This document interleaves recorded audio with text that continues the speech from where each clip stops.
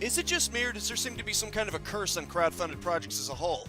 While there are no doubt examples of successful ones, they seem to be buried under an absolute avalanche of ones whose creators either can't or won't fulfill the original promises of. Unfortunately, it would seem Bloodstained Ritual of the Night is proving to be no exception. To say the game has been suffering from a troubled development would be an understatement to say the very least. When it first started out, it gave people hope that the well-respected Koji Igarashi would be making his own spiritual successor to Castlevania. Since then, support for the Wii U and PS Vita were dropped due to those systems no longer being officially supported by the creators.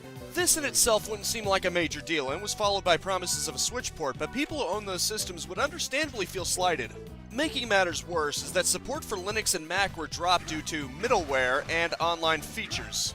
I don't know what they mean by middleware, but it honestly sounds like DRM to me, which would be especially bad considering GOG is one of the sites they claimed it would be released on, and as you well know, GOG is a site that prides itself on being DRM free.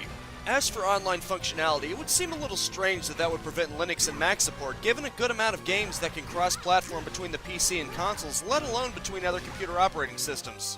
It also makes me wonder just how they plan to get it on game consoles if just getting it on a Linux is so difficult. Perhaps worst of all, I'm told that people are finding themselves unable to get refunds for the game. People who latched onto its initial promises, it would seem, can't even get their money back when it became apparent that these promises aren't even going to be fulfilled. Now, maybe the game will still turn out to be good. Maybe they'll somehow get through these obstacles and release a quality product.